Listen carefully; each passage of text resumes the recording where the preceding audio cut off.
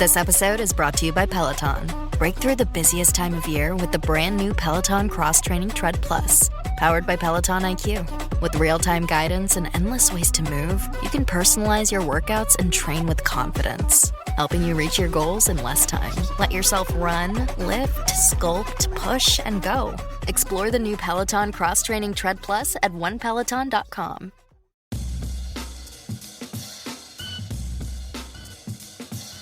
War Eagle, and welcome to another edition of Ever to Podcast. This is the show every week where we try to catch you up on the latest Auburn news, topics, discussions, things that have been happening throughout the week. So when you're going around discussing the Auburn experience out and about in public, on social media, that you can be more informed about all things Auburn sports, Auburn culture, and Auburn family stuff. An easier way to say it, though, here is, if it's orange and blue, it is what we do. So we thank you so much for joining us on Ever to Podcast, episode 88. Today's date that this is coming out is February 20th, 2026. And as always, I'm your host, Kyle Loomis. We're going to round you out with a lot of sports talk, as we always do, some sports news from the week. And then at the end, we'll give you the look ahead to the weekend so you can be prepared to discuss and look forward into what's going on in the Auburn experience. Let's jump right into it today. We're going to start, as we've typically done, with just some Auburn in the pros news. It slowed down a little bit with some of the professional sports wrapping up, like the Super Bowl and things like that, but there's still some things to talk about, and one of those is in the soccer realm. There's not necessarily for the state side of things, but Manu Batista Felipe, if I'm pronouncing that correctly, an Auburn soccer player, has signed with someone over in, it's called Sligo Rovers FC, if I'm pronouncing that correctly. I'm struggling through this, you can tell, over in Ireland. So she is, and they even shared this on the post that they made about that. She's come from Portugal all the way to the United States to play here for Auburn and then over to Ireland. So congratulations to Manu, to her, for being able to have that next step into professionals and representing Auburn in that way. Let's move right on over to baseball stuff. We've got plenty of that, as always, during Diamond sports season. And I'm not going to start y'all off with a good thing. And in fact, this will probably get us to the end of the show, where we might have to have just a little discussion for a second. Wow, Auburn baseball had a great start to their season on the weekend, but that first midweek game, boy, it did not go well. 0-8, Auburn falls in Plainsman Park to Cincinnati. Now, certainly the name's a little recognizable in sports, college sports, so it makes it feel a little bit less painful, I guess, if you think about it that way. But we've always told you do not need to slip past these midweek games, no matter who it is. And obviously Cincinnati came in ready to play. Auburn's offense didn't, and they took a loss to start off the season in the midweek portion of it, at least. And at least I guess they've gotten that one out of the way. So much happier things for Auburn baseball going forward, though, and this is a little bit lighter of one. One of the big weird hits of last year was Loretta the Camel.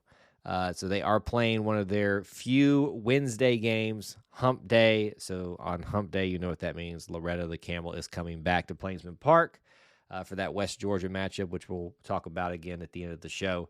But that's out there on the horizon if that's you and that's something that excites you. I know it was a big thing last year, so I brought it up here. You're welcome, Auburn fans. Even though we have a full weekend of Auburn baseball already set and ready to go, we do know the times for game starts for Auburn baseball for the next week. West Georgia, Hump Day, Campbell Day, I guess, will be 6 p.m. These are all Central Time, if you're wondering.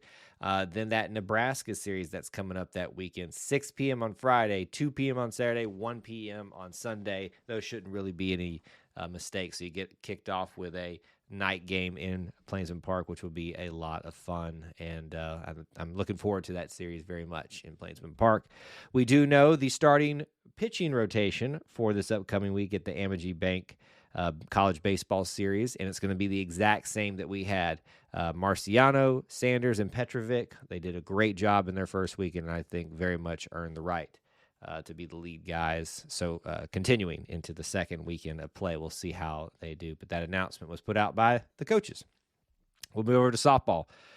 This is very much a tale of two different things. They are currently in the, I think I've got this correct, the Mary Nutter College Classic, which is a softball tournament of sorts, or round robin, or however I call them, showcases out there in California, and they're playing a lot of the West Coast teams. Well, got off to a really big bang for Auburn.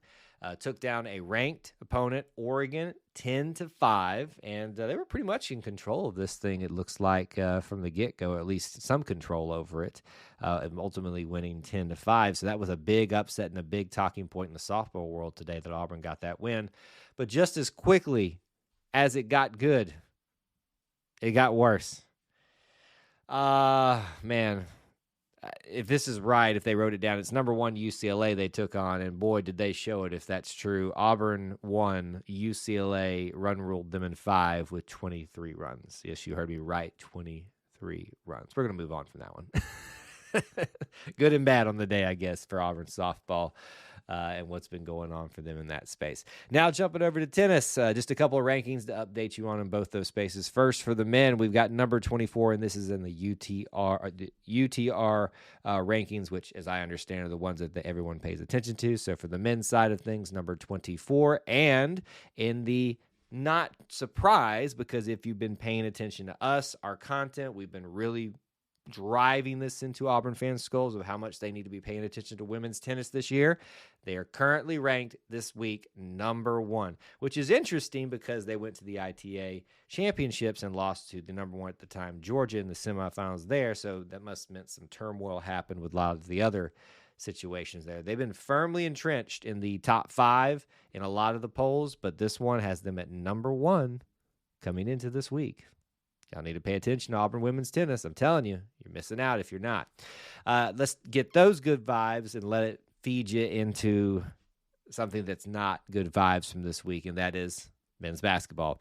Had a game with Mississippi State. A lot of people looking for Auburn to bounce back on this final 6-game stretch, and boy, they ran into the buzzsaw over there at Mississippi State. They had a guy go off for 46 points. It's just, I mean, he's a great basketball player, but it's just unheard of. Hubbard is his name, if you're wondering. Josh Hubbard. Just seemed like he couldn't miss. Certainly there were at times Auburn could have played better defense, but there was just no way he was missing some of his shots, even if you played great defense on him that night. And they played pretty good defense, too, at times. But Auburn did come storming back, got the lead, wasn't able to hold on. It's one of those cases I was talking about with someone else that it feels a lot like early Bruce Pearl, where they would get down so far so early and spend all their energy fighting back to get into the game and maybe even take the lead, but then they were just spent by the time of it, and that's what it felt like to me here. Keyshawn Hall was back as well, but they do lose 85-91. Speaking of Keyshawn Hall, he did get a nod this week to a new list that I'm not aware of that they've done before, but the Naismith Trophy Award is giving out the late season watch list. I don't know when we started giving out late season watch list. Usually it just gets narrowed down to like finalists or semifinalists or things like that. But hey, I mean, I guess that's acknowledging that, yeah, you made the watch list in the preseason, but it was worthy of us putting you there now that we've seen a larger body of work. But either way, congrats to Keyshawn Hall. I think we all recognize is very much deserved by what he's meant for Auburn on this team. Going back to some good vibes in basketball, women's basketball finally got back into action, and they went up to Missouri, and they got the dub. So that is number 3 in SEC wins for them, 71-58. And they've had a lot of success as a program despite the regime changes up in Missouri. So happy to see that they got that as their season kind of starts winding down here as well. Basketball season will be over before you know it, so enjoy it while you got it, folks. It's going to be gone soon. All right, golf stuff. A lot of good things in the golf space this week. You have heard us talk about it a lot, and we're going to continue to do so. Jackson Koiven is him. He gets named for the second week in a row SEC Golfer of the Week. You know that because of what he did in their tournament and was the winner of that one. So back-to-back wins, back-to-back nominations for him in that regard, too. No shock there. Jake Albert also got an SEC Freshman of the Week nod as well for his contributions this week. So another rising star in Auburn men's golf rankings. And because of the team's performance, they're holding strong at number 2 in the... My day kicks off with a refreshing Celsius energy drink, then straight to the gym. Pre-K pickup, back home to meal prep. Time for my fire station shift. One more Celsius, gotta keep the lights on. When the 3-alarm hits, I'm ready. Celsius. Live, fit, go. Grab a cold, refreshing Celsius at your local retailer or locate now at Celsius.com. You saw the game-winning play once, but have to replay it 3 times on the way back to the hotel. Because some moments don't end at the buzzer. Life's a trip. Make the most of it at Best Western. Book direct and save at bestwestern.com. Scoreboard rankings, it looks like. I think that's very much warranted, and they're holding firm there right now. So great for them. How about the women? Also having a great week and a couple of weeks, too. They're up to number 5, so they're in the top 5 now as a women's golf program. But also, they had someone get SEC Freshman of the Week, too. Charlotte Quintenas, if that's how you pronounce it. I'm going to always try to do my best. I just need to say it with confidence and move on. But Charlotte gets SEC Freshman of the Week. Congratulations to her.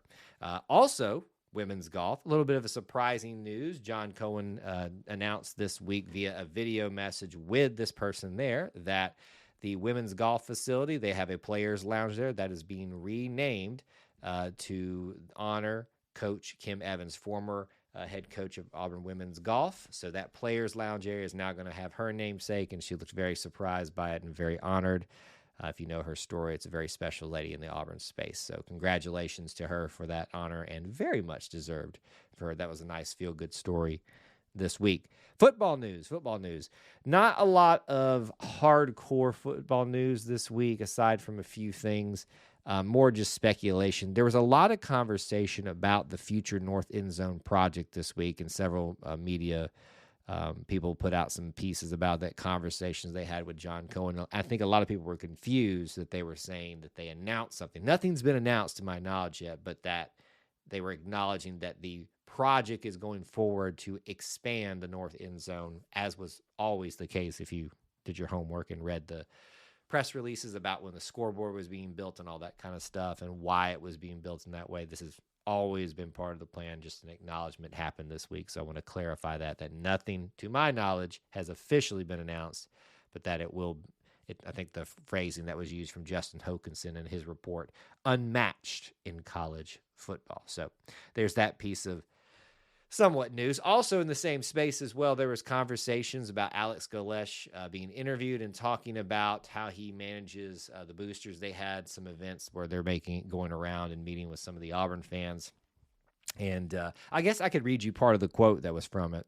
And this is this notion out there that there's these boosters, powers that be, these buzzwords that people use across social media and message boards that really just are a bunch of boogeyman stuff, and no one's been able to really prove those type of things. I know some of y'all are getting revved up by now by me saying that. Sorry, it's the truth. Present me some facts, and then I'll buy into it. But he was asked about it and addressed it. He said, when you look at this job, everything you said is everything I've heard for years. It's all these outside people trying to control the program. Well, you have confidence in a plan that you're going to essentially control it. That was a huge part of the conversation going in, is there going to be a bunch of outside influences on this thing? Like I said, I won't do it. It's not worth it. He said, I would tell you 2.5 months in that what they said was true, where it's not that way. That's the clear thing that he's saying. It's not been that way. He does acknowledge, are there people involved in helping fund this operation? Of course, you need those people. It's also being real with them. It's having conversations. It's being really honest. And this is a great point right here that we're going to get to that he makes. It's giving them the plan, and now people are involved in the talent acquisition and retention. Do they have a right to know? They have a right to know what they're spending their money on, but you have to be really careful. If you're going to spend money and then want to be involved in the decision-making, then we're good.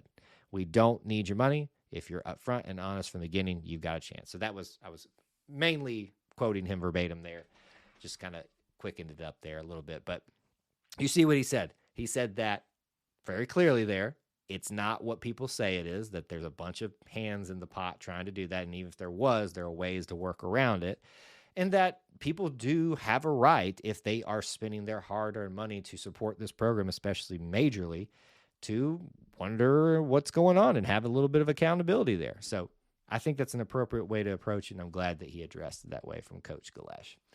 Okay, last bit of football news. We're under 200 days to kickoff. I hope y'all are excited. We put out a reel this week celebrating that. Go check that out. Auburn Equestrian back up to number 1 as there's been a little bit of movement in the equestrian space. So that's another ranking and another number 1 ranking this week for an Auburn Tiger program. And as we wind down here, another reason to join War Eagle Plus, they're about to start doing auctions for Auburn gear and memorabilia from unforgettable moments. Now, I'm just going to make an assumption here that a lot of this is going to be surplus and some other stuff that you didn't see at the surplus sale. But if you're part of War Eagle Plus already, you're going to be getting more information about that coming out soon, so be looking for that. University news, there was an announcement this week of a major innovation into the Auburn engineering program that they're going to build a state-of-the-art manufacturing lab that will expand the nation's largest student-run maker space and give students hands-on access to industry-level tools. And you can see concept art, which I'm looking at it. It looks kind of basically the same, but I'm sure I'm just not seeing what they're trying to show you there. But there's more investment going into the engineering program.